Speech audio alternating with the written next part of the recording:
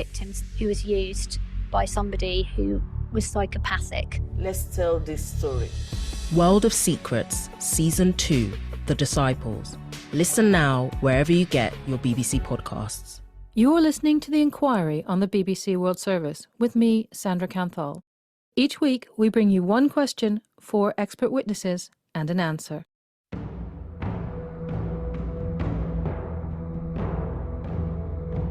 The 27th of January doesn't tend to leap out as one of the more memorable dates in US history. But in 1973, it became a crucial dividing line for any American male approaching their 19th birthday. On that day, the US Secretary of Defense declared that henceforth, the armed forces will depend exclusively on volunteer soldiers, sailors, airmen, and Marines. It took several more months for that declaration to take its full effect. But on the 30th of June 1973, Dwight Elliott Stone, a 24-year-old plumber from California, became the last person compelled to join the US military, ending a draft that lasted a quarter of a century. America's Army, Navy, Air Force, and Marines have been all volunteer forces for more than 50 years now. But recently, the number of those volunteers has been dwindling, especially in its largest branch, the Army. It failed to achieve its target for new recruits by many thousands in both 2022 and 2023. This has reduced it to its smallest full-time force since before America entered the Second World War. So this week on The Inquiry, why is the US Army struggling to recruit enough new soldiers?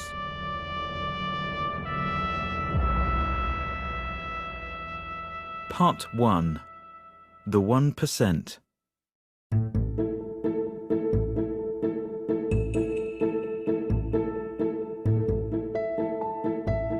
It was an expected part of citizenship to defend the country when the country was at war. That expectation has been severed by 50 years of the all-volunteer force, and particularly the past 20 years, where the all-volunteer force was able to provide enough people to serve in the wars. So most Americans now think of wars as something that other people fight. Nora Ben-Sahel is a professor at the School of Advanced International Studies at Johns Hopkins University and is an expert in US defense policy and military operations. Of the 4 major branches of the US military, only the Marines have been meeting their recruiting quota. But why is the shortfall such an acute problem for the Army? Well, the Army is the biggest of the services, and frankly, it has the widest reach across American society. There are hundreds of different job descriptions that you can be in the Army. They have a wide range of responsibilities, not just for land combat, which is the main mission of the Army, but also for providing support to all of the other services. So to keep this all-volunteer force going, how many Americans do sign up to join the armed services? It's about 1% of the American population. The active duty force is about 0.5%, and the rest of those serve in the reserve component. And for those who do enlist, it's often a family affair. According to the Pentagon, approximately 80% of service members have relatives who have also served in the military. It's not just 1% of American society that serves in the military. It's the same 1% generation over generation. So the vast, vast majority of Americans have no interaction with the military at all. None whatsoever. And the American people are so ignorant of basic facts about the military that it's hard to get them to understand military issues. And that compounds the recruiting crisis because people who don't know anything about the military are unlikely to want to serve in it. And that disconnect is just one factor in this complex problem. There's also a growing gap between potential recruits who want to serve and those who can serve.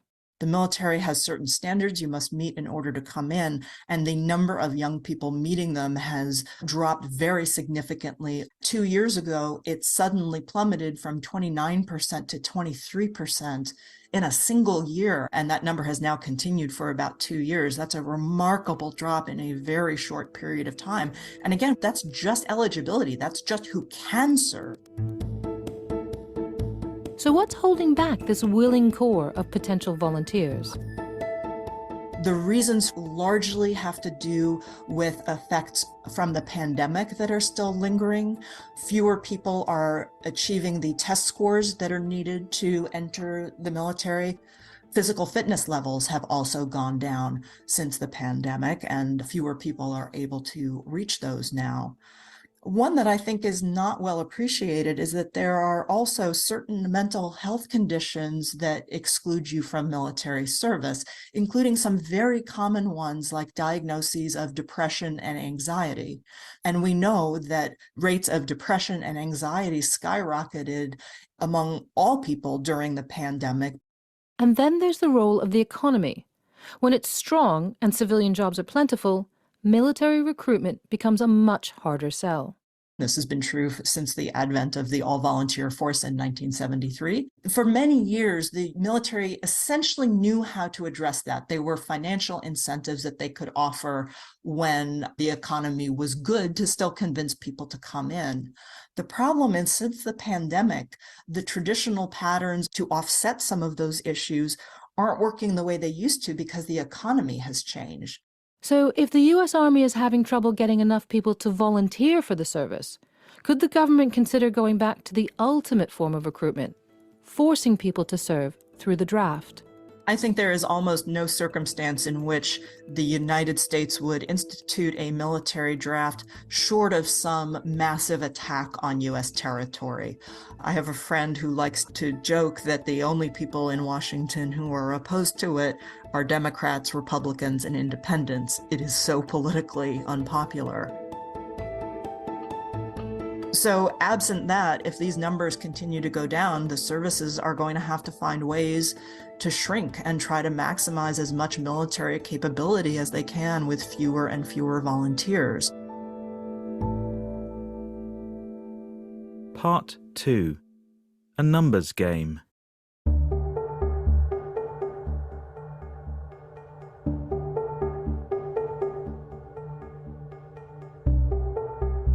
The Army spends about $800 million a year on recruitment.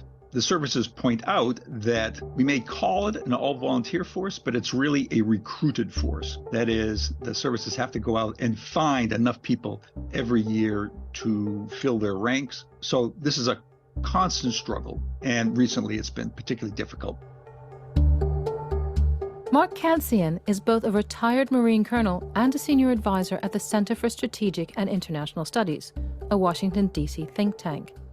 In a world where political hotspots are emerging at an alarming speed, what role is the U.S. Army expected to play in international security?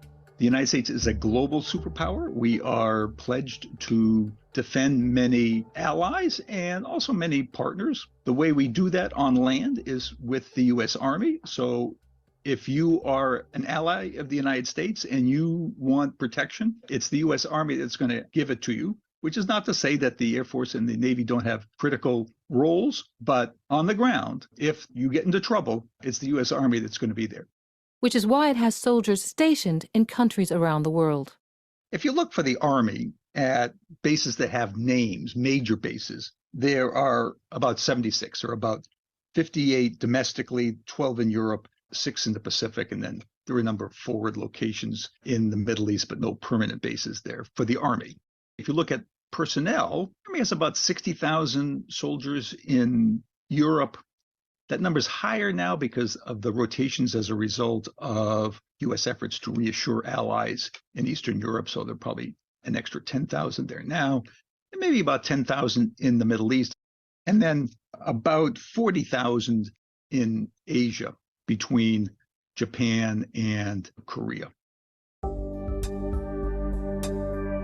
Rotating troops through this complex system is where the shortfall in numbers really comes into play. To fully staff the Army's current structure would take about 485,000 active duty soldiers. The Army right now has about 453, so the Army is way under strength as a result of problems with recruiting particularly. If the Army remains under strength, how is that likely to impact what it can achieve on a global stage? What will happen is two things. First, the units that are left back in the United States will be greatly understaffed. So you get a lot of hollowness, and that represents risk if there were a big conflict, maybe a war in Korea, for example. The other thing that will happen is that the Army won't be able to meet as many peacetime exercises with allies and partners. During a normal year, the Army, as well as the other services, conduct dozens of these exercises with allies and partners so that in an emergency they can operate smoothly together. And the Army would have to pare those back because it just wouldn't have enough troops. But modern warfare relies heavily on new technologies, many of which can be operated at great distances from a battlefield. Do these advances mean that in future it's possible that military forces will need fewer troops as the machines do more of the fighting?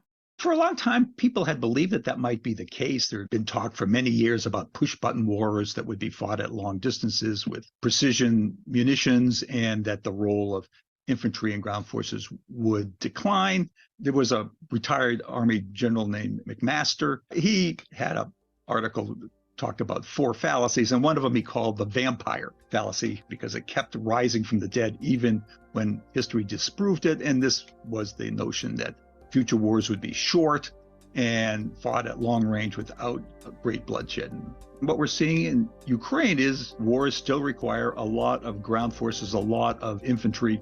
So the Army argues that you still need a robust army, even in an age of high technology. A web of manipulation and terrifying abuse, If he'd have said to do anything, I would have done it. with a powerful religious figure at its centre. There was no safe place. You don't say no to him. World of Secrets from the BBC World Service is back with a brand new season, investigating allegations surrounding the preacher TB Joshua. The culture of secrecy needs to be broken. Search for World of Secrets wherever you get your BBC podcasts. Part 3. A Matter of Trust.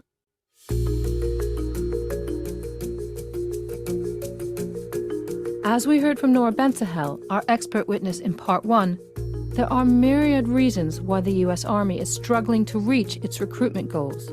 Low unemployment, physical and mental health conditions, and struggling educational attainment following the pandemic.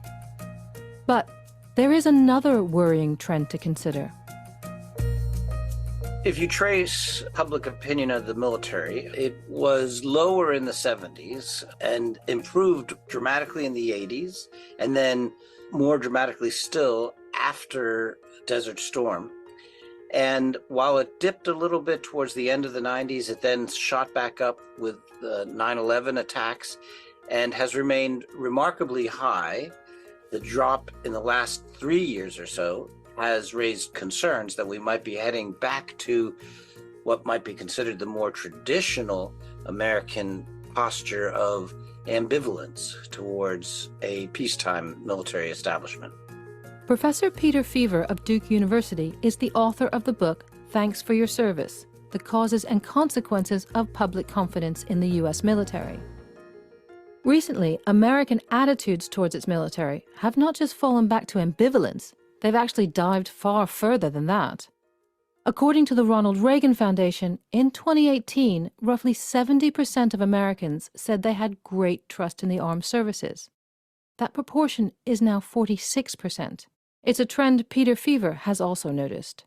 One of the things we're seeing over the last several years is that the military have become unwelcome, unwanted combatants in our culture wars. This is most prominent in the debate inside America about, is our military woke, quote unquote woke, meaning is it too concerned with diversity, equity, and inclusion matters? Culture wars are often fought along political lines. But is there really a difference between what America's Republicans and Democrats think of the soldiers who serve them? Both Democrats and Republicans hold the military in high esteem, but it's a supermajority, a very, very large number of Republicans who hold the military in high esteem. And in the last several years, the drop in public confidence has mostly come from Republicans. So that suggests that this partisan dynamic, which is actually decades old, may be changing and morphing into a new kind of dynamic. And when did that divergence begin? Well, I trace it to September 2020, which is perhaps more precise than it deserves. That was the moment when President Trump, running for re-election and frustrated by some of the criticisms that he was receiving from former senior military leaders, lashed out. I'm not saying the military is in love with me. The soldiers are. The top people in the Pentagon probably aren't, because they want to do nothing but fight wars so that all of those wonderful companies that make the bombs and make the planes and make everything else stay happy. And what Trump and those who echo him try to do is they try to distinguish between the rank and file, whom they are sure still align with President Trump, and then the few prominent military leaders who are critical of President Trump. And by this way, he's trying to distinguish between the good, quote, and the bad, quote, military. And this created a different signaling message from Republican elites to the Republican rank and file. And I think this helped create some permission space for Republicans to shift their views of the military. And different impressions of the military don't just fracture along political lines. Serving in uniform can also seem a different prospect for men and women. Women are a crucial component of the armed forces, in part by virtue of the high quality that they bring in. That said, in today's environment, women are expressing particular concern about sexual assault, sexual harassment. When they survey prospective members of the military and say, well, are you interested in serving? If not, why not? One of the items that is flagged, particularly by women, as being a reason that they are skeptical about joining themselves, is precisely this concern about sexual assault and sexual harassment. And are they doing anything about it? Absolutely. All of the services are moving aggressively to address the problem of sexual assault, sexual harassment. Of course, it's a society-wide problem in the United States. And one of the truths about the all-volunteer force is that if there's a problem in civilian society, it will also show up in the military. Things like the culture wars and the charges of sexual harassment in the military are not by themselves making a huge dent in the numbers joining the armed services. But Peter Feaver says they may give just enough potential recruits pause for thought. And over time, this can make a difference. These concerns are not a tier 1 driver of the recruiting crisis, but as a tier 2 concern, these kinds of culture war factors can matter. And we have evidence that people are saying because they believe the military is involved in the culture war, they're less likely to have confidence in the military, or they're less likely to recommend to others to serve in the military. And so on the margins, it is making the already difficult job of recruiting into the military that much harder. Part 4. End strength.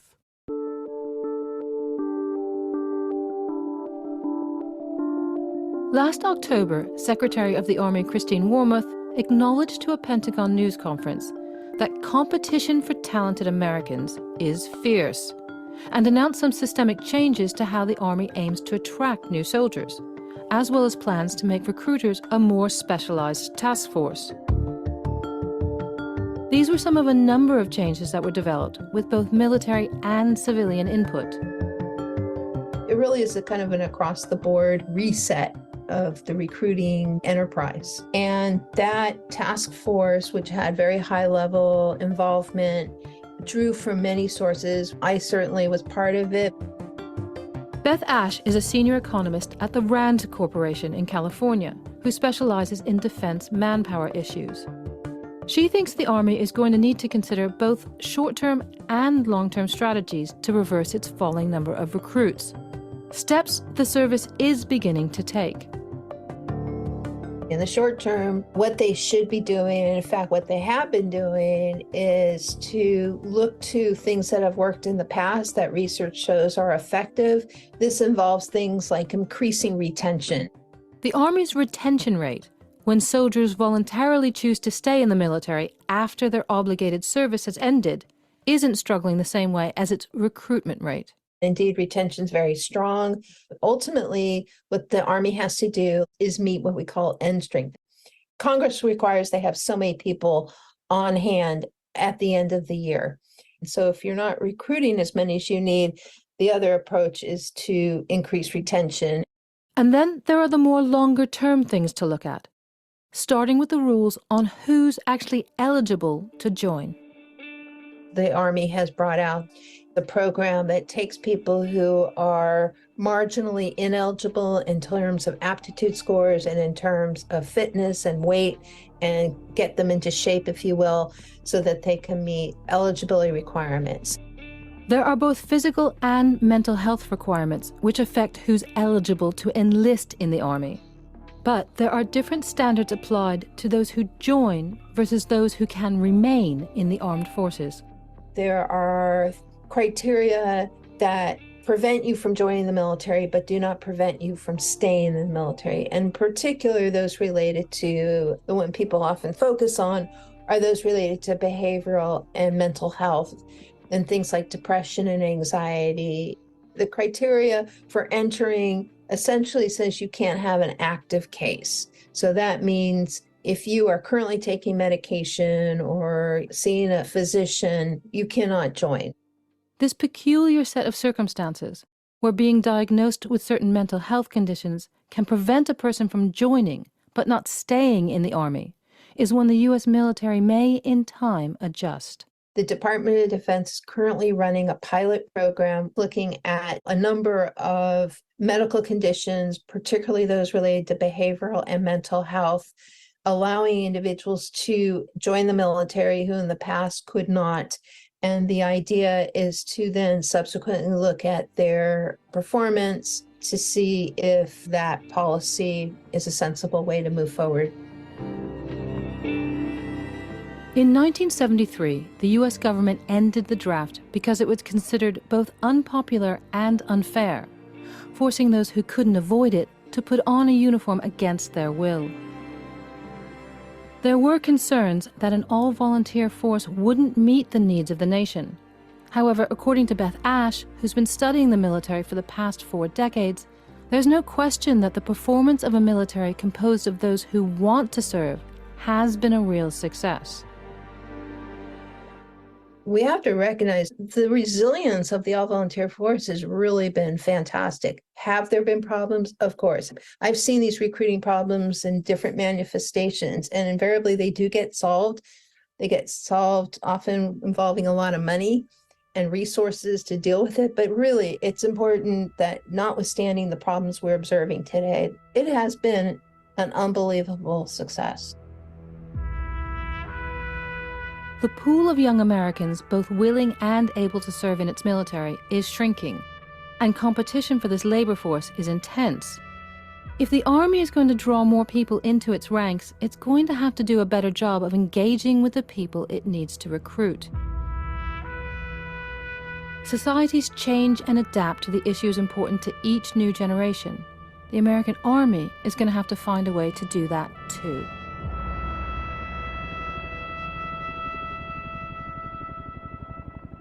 This edition of The Inquiry was produced and presented by me, Sandra Canthal. The editor was Tara McDermott, and it's been mixed by James Beard.